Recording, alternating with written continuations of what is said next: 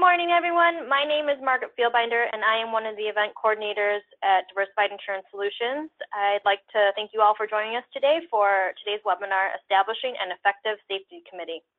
Before I turn the mic over to today's presenter, I wanted to go over a few housekeeping items. First, everyone is currently muted in listen-only mode. This will keep the webinar moving along to meet our designated time frame.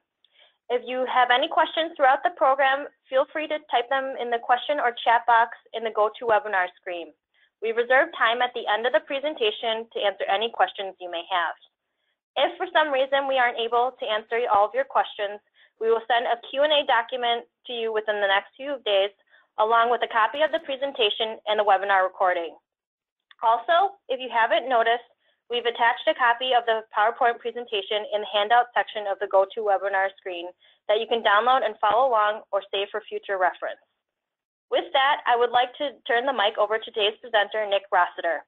Nick is our loss control consultant and claims advocate here at Diversified. Nick will share a little bit of his background and then dive into how to build an effective safety committee. So with that, please take it away, Nick. All right, thank you, Margaret, and welcome everyone. Before we get going here, I'd like to give you a little bit more background on myself. So I've been with Diversified for 3 years now in the loss control capacity. One of my primary responsibilities is to provide injury prevention solutions for our clients. One of the best ways I've seen to get that done is through establishing a safety committee. I've been involved in roughly a dozen safety committees over the past couple of years, half a dozen of which I'm currently still involved in. Today, I'll be sharing some of the best practices with you so you can either start your own committee or revamp the committee that you currently have. So taking a look at today's agenda, we'll cover structuring the committee. This is going to involve making sure you get the right people on board from the very beginning. We'll then go over the agenda and staying on track, and we'll also go over some of the common topics I've seen committees spend their time on. Along the way, I'll throw in a few words of caution to help you avoid common pitfalls.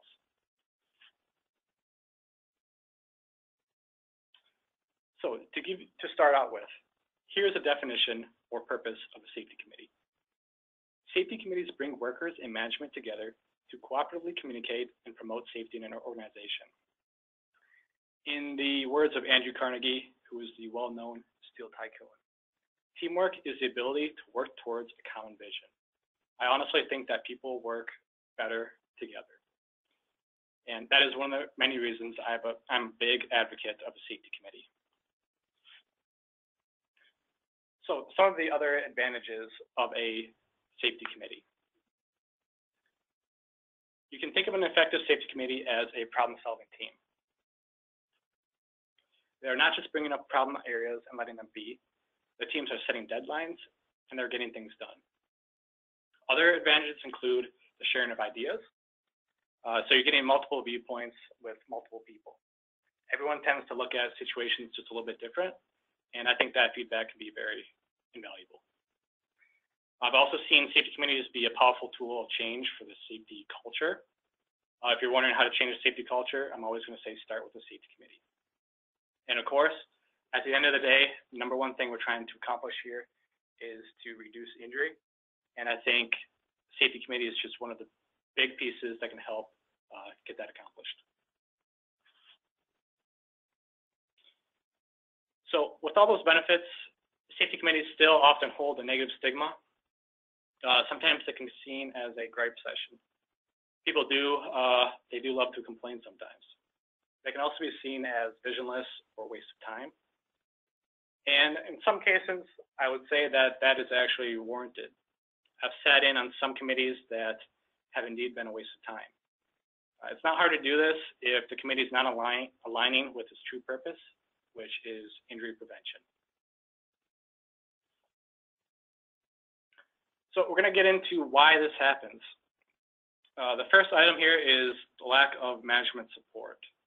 Then we're also going to get into having a missing or misguided mission. And we'll also take a look at the structure, making sure you get the structure set right away. I've also seen committees fall apart due to the frequency of the meetings.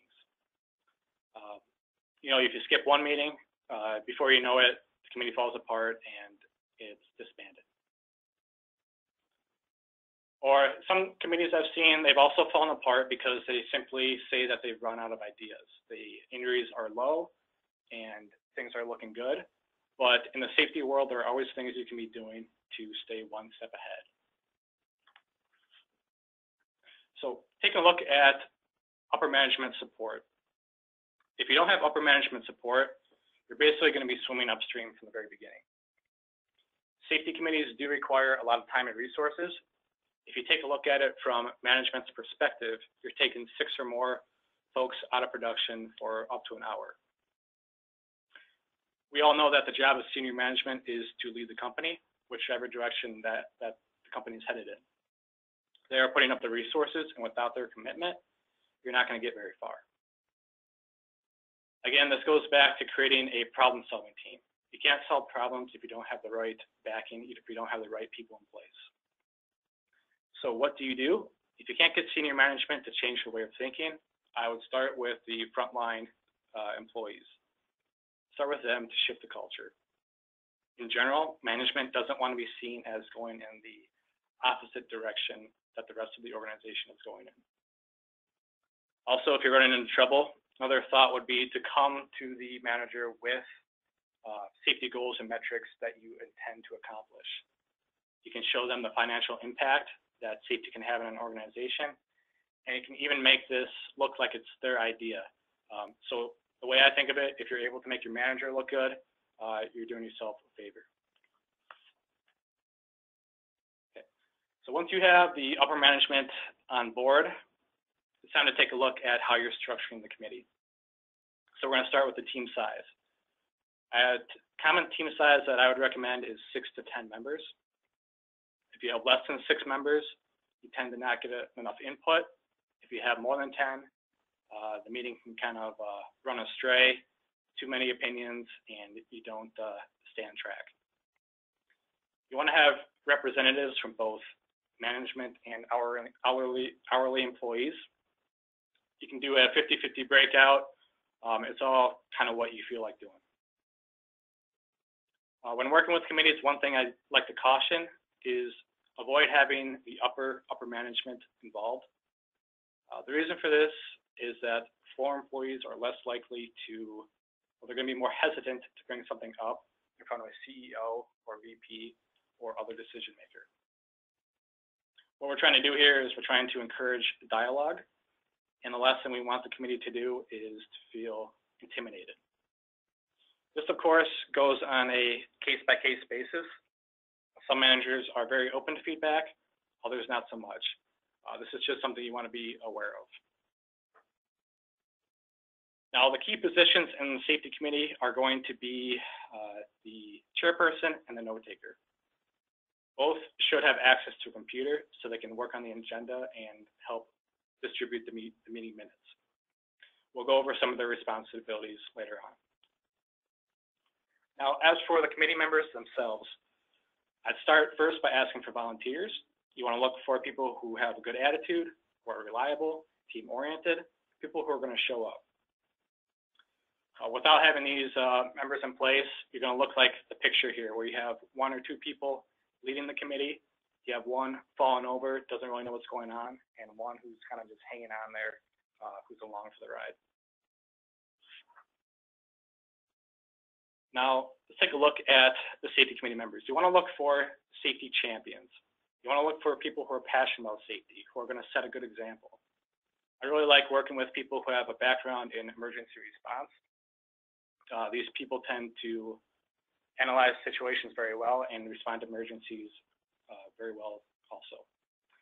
You can also look for people who have had past safety experience. It's not too uncommon to have people who have been a part of a safety committee before. I'd also take a look at people who have been previously injured. They are the people who understand the consequences of safety firsthand. One thing I want to keep in mind, that you don't want to make being a member of a safety committee punitive. Members shouldn't be chosen because they have experienced an accident, just because they have experienced the accident, or because they've done some other negative behavior. Instead, you want to see membership as a privilege. Now we'll go in over some of the duties of the the different members. Starting with the chairperson. The chairperson is going to be the person who is selecting the committee members. They're also going to be rotating those folks out as needed.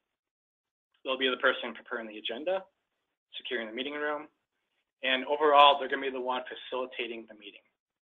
If you have someone who's dominating the conversation, they should be the one who are going to look for others to provide their feedback. And of course, they will be the ones who communicate with upper management and follow up on any recommendations that are brought up. So as for the note taker, this is another important position to have in place. They're going to provide general backup for the chairperson.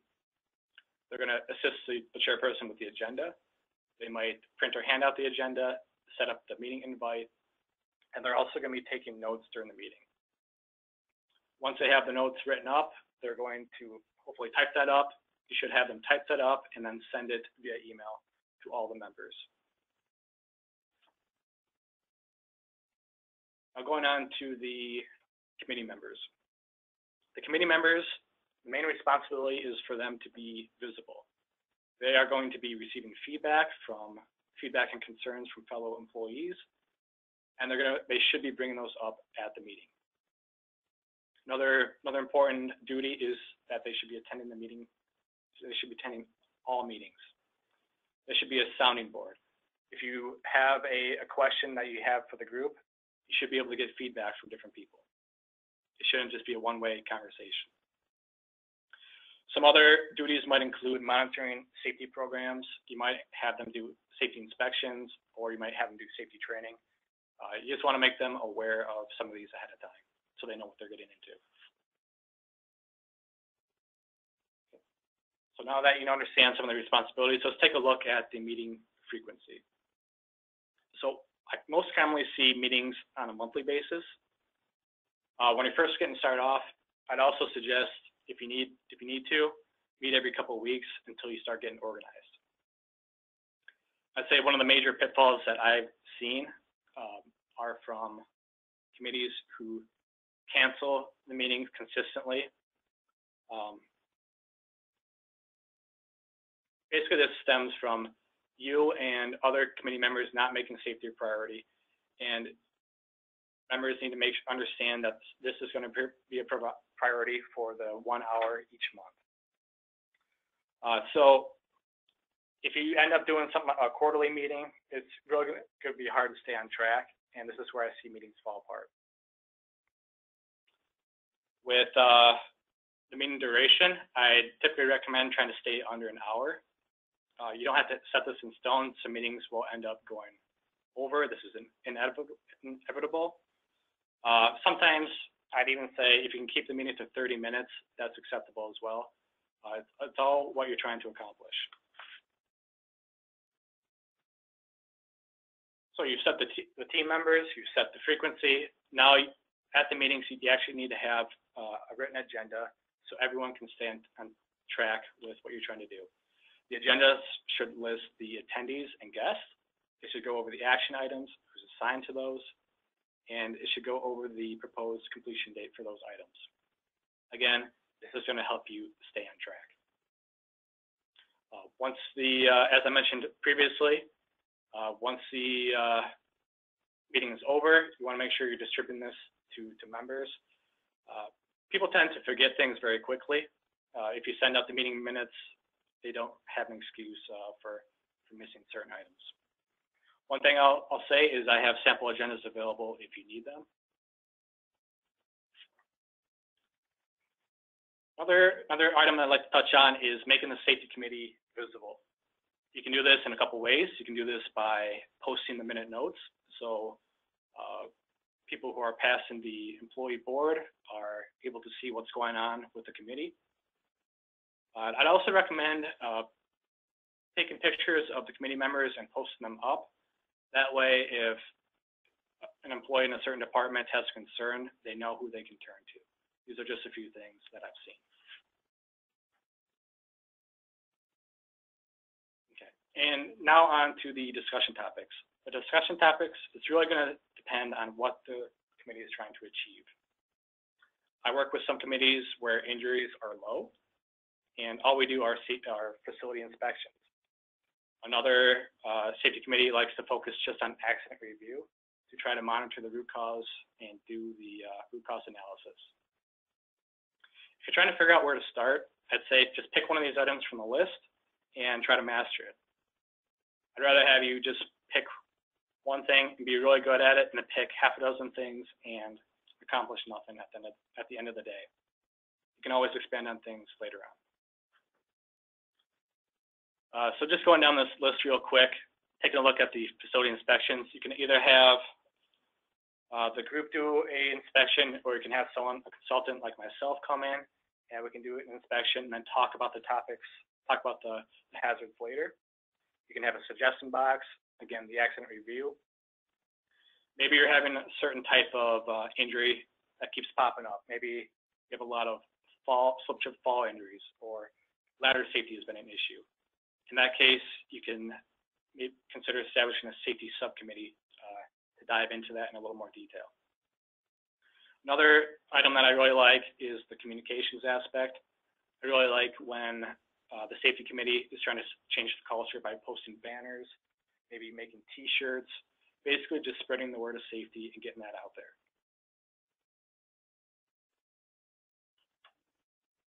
So on the last slide, I briefly touched on safety subcommittees. A few example committees are going to be ergonomics teams, slip, trip, fall teams, accident investigation teams. These are just a few examples that I've seen. One thing you want to keep in mind is that the people on these teams need to be knowledgeable, and they might need additional training on the topics. So take the ergonomics team, for example. If you're going to have folks out doing ergonomic assessments, they either need to have a form or some background to be able to identify the ergonomic hazards.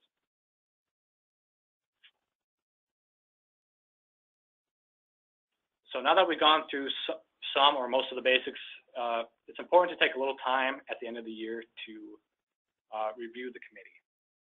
You want to ask yourself, what have you accomplished? What have your successes been? You don't want to forget to celebrate these. You want to check, are you continuously improving? I'd honestly rather see a committee disband than simply go through the motions every month. Something to keep in mind. You want to ask, is your mission on track? Is your number one goal injury prevention? If it's not, you need to take a hard look at what the committee is accomplishing. And then take a look at cycling out the members. You want to do this with members who are first, who are not showing up, who are inactive, or if you simply want new ideas. It doesn't hurt to, on an annual basis, just cycle out a few members, just so you're keeping other folks in the company involved. So doing these things will help you keep the committee on track and keep going in the right direction that you need to. And that is all I have. With that, I'll turn it over to Margaret for the Q&A. Thanks. Thank you, Nick. It doesn't look like we have any questions at this time, but I'm going to give a few minutes for you to type so feel free to type your questions into the chat box.